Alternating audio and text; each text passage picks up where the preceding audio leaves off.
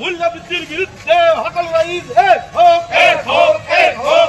মূল্যবৃদ্ধির বিরুদ্ধে হকাল রাইজ এক হোক, এক হোক, এক হোক। বৰপেটা ৰোডত মূল্যবৃদ্ধিৰ বিৰুদ্ধে CPIMৰ তীব্ৰ প্ৰতিবাদ পথসভাৰ জোকাৰিলে ৰাজপথ ৰাজ্যত অব্যাহত থকা আকাশলংঘী মূল্যবৃদ্ধিৰ বিৰুদ্ধে এইবাৰ ৰাজপথলৈ ওলাই আহিল CPIMৰ দল বৰপেটা ৰোডত আজি দলটোৰ উদ্যোগত এক প্ৰতিবাদ সভাও অনুষ্ঠিত হয় পেট্ৰল ডিজেল ৰন্ধন গেছৰ পৰা আৰম্ভ কৰি নিত্য প্ৰয়োজনীয় সামগ্ৰীৰ অভাৱনীয় মূল্যবৃদ্ধিৰ বিৰুদ্ধে দলটোৰ কৰ্মীসকলে তীব্ৰ ক্ষোভ প্ৰকাশ কৰে সুলভ মূল্যৰ দোকানৰ জৰিয়তে ৰাজ্যক চাউল দালি চেনি আটা মিঠাতেল আদি সুলভ মূল্যত যোগান ধৰাৰ দাবীত CPIM দলে এতিয়া এই প্ৰতিবাদী কাৰ্যসূচী ৰূপায়ণ কৰে হাতত দলীয় ৰঙা পতাকা আৰু বেনাৰ লৈ প্ৰতিবাদকাৰীসকলে চৰকাৰৰ বিৰুদ্ধে বিভিন্ন শ্লোগান দিয়ে ইয়াৰ উপৰিও ৰন্ধন গেছৰ কৃত্ৰিম নাটনি দূৰ কৰি নিয়মীয়াকৈ গেছ যোগান ধৰিবলৈও তেওঁলোকে চৰকাৰৰ ওচৰত দাবী জনায় চৰকাৰে সাধাৰণ জনতাৰ সমস্যাসমূহৰ গুৰুত্ব নিদিয়াৰ অভিযোগ উত্থাপন কৰে প্ৰতিবাদকাৰীসকলে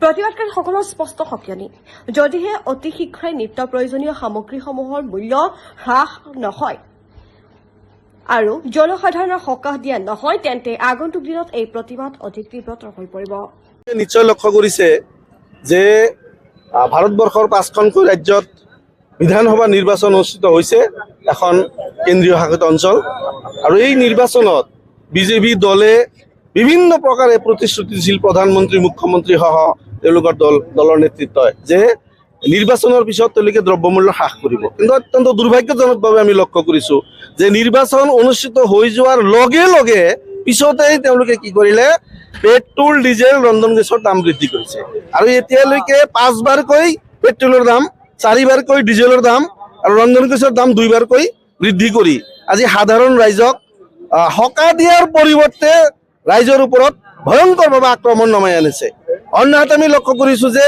যি সময়ত ৰাইজৰ ওপৰত নতুন নতুন টেক্স লগাই মূল্য বৃদ্ধি কৰিছে সেই সময়ত আমাৰ দেশৰ চৰকাৰে ৮ লক্ষ কোটি টকা এই কিছুমান কোম্পানীৰ পৰা যি টেক্স ল'ব লাগিছিল সেই টেক্সবিলাক মাফ কৰি দিছে অন্যহাতে ডাঙৰ ডাঙৰ কোম্পানীবিলাকে যিবিলাক লোন লৈছিল সেই লোনবিলাকো 10 লক্ষ কোটি টকা এই চৰকাৰে ডাঙৰ ডাঙৰ পুঁজিপতিবিলাকক ৰেহাই দিছে মাফ কৰি দিছে অথচ গৰীব মানুহক কৰ কমাই দি পুঁজিপতিসকলক সম্পদ কৰ লগাই এই মূল্য বৃদ্ধিৰ যি ভয়াবহ অৱস্থা ইয়াৰ পৰা চৰকাৰে সকাহ পালেহেঁতেন সাধাৰণ ৰাইজক সকাহ দিব পাৰিলেহেঁতেন সেই কামটো চৰকাৰে কৰা নাই আদানী আম্বানী সহ দেশৰ পুঁজিপতিসকলৰ সম্পদ কেনেকৈ বৃদ্ধি কৰিব পৰা যায় তাৰ ব্যৱস্থা এই চৰকাৰে কৰি আছে আমি তাৰ বিৰোধিতা কৰিছোঁ সেইকাৰণে আমাৰ পাৰ্টীয়ে ২০ মে'ৰ পৰা একেবাৰে জুন মাহ গোটেই মাহটো ধৰি প্ৰচাৰ প্ৰপাগাণ্ডা চলাব আমি চলাই আছোঁ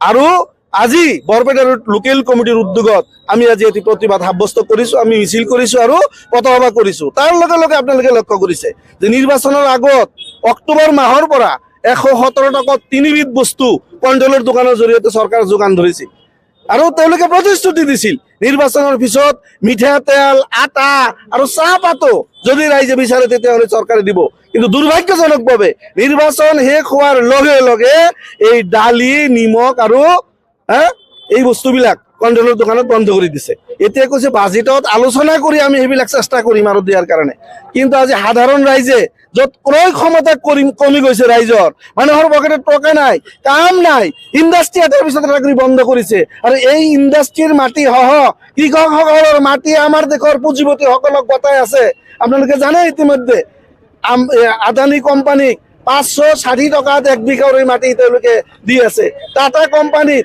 জাগিৰোড পেপাৰ মিল বন্ধ কৰি টাটা কোম্পানীৰ মালিকক ১ টকা বিঘা প্ৰতি এই টাটা কোম্পানীৰ মালিকক মাটি দিছে অথচ হাজাৰ হাজাৰ বিঘা মাটি কৃষকসকলৰ পৰা গৰীব মানুহৰ পৰা তেওঁলোকে জোৰ কৰি লৈছে কাঢ়ি লৈছে উচ্ছেদ কৰিছে তেওঁলোকে বাহিৰত কয় মুছলমানক আমি উচ্ছেদ কৰিছোঁ কিন্তু আমি লক্ষ্য কৰিছোঁ আজি কোনো মানুহ ইয়াৰ পৰা ৰক্ষা পোৱা নাই আপোনালোকে কোকৰাঝাৰক লক্ষ্য কৰক হাজাৰ হাজাৰ বিঘা মাটি বড়োসকলৰ পৰা আমাৰ আদিবাসী মানুহৰ পৰা লোৱাৰ কাৰণে তেওঁলোকক নোটিছ কৰিছে আমাৰ গুৱাহাটী চহৰত বহু ঠাইত ইতিমধ্যে উচ্ছেদ হৈছে জাগিৰোডত ফ্লাইং টাউন চিটি কৰাৰ কাৰণে তেওঁলোকে মাটি উচ্ছেদ কৰাৰ নোটিছ দিছে এই মানুহবিলাক কোন তাতে আদিবাসী ট্ৰাইবেল মানুহ অসমীয়া মানুহ খাচবিলাক অসমৰ বাসিন্দা তেওঁলোকক উচ্ছেদ কৰাৰ টাৰ্গেট এই চৰকাৰে লৈছে আৰু আমাৰ দেশৰ যি 1 নম্বৰ ধনী আদানী গোষ্ঠী তেওঁলোকক সমস্ত মাটি তেওঁলোকক গতাই দিয়াৰ ব্যৱস্থা কৰিছে। ইতিমধ্যে চৰকাৰে ঘোষণা কৰিছে এই মূল্য বৃদ্ধিৰ কাৰণে পেট্ৰল ডিজেলৰ দাম বঢ়াৰ কাৰণে 70% বাছ ভাড়া বৃদ্ধি কৰিব। বাছ মালিকৰ লগত আলোচনা হৈছে। 1 জুলাইৰ পৰা যদি এই বাছ ভাড়া বৃদ্ধি হয় সাধাৰণ গৰীব মানুহ ঘৰৰ পৰা ওলাব নোৱাৰিব। এই ধৰণৰ এটা অৱস্থা সৃষ্টি হৈছে বন্ধুগণ। এই বিষয়বিলাক লৈ আমি আজি ৰাস্তাত আহিছো। গতিকে স্বাভাৱিকতেই আমি ৰাইজক আবেদন জনাম যে তেওঁলোকে হিন্দু মুছলমান কয়, কিন্তু বজাৰত যেতিয়া আমি বস্তু কিনিবলৈ যাওঁ তেতিয়া হিন্দু আৰু মুছলমান সকলোৱে একে দামত বস্তু কিনিব লাগে। কোনো হিন্দু মানুহৰ কাৰণে কম দামত বস্তু তেওঁলোকে বিক্ৰী কৰাৰ ব্যৱস্থা কিন্তু কৰা নাই। গতিকে আমি বুজি পাব লাগিব যে তেওঁলোকে হিন্দু মুছলমানৰ কথা কৈ সাধাৰণ ৰাইজক প্ৰতি মুহূৰ্তত ঠগবাজি কৰি আছে, মানুহক প্ৰতাৰণা কৰি আছে।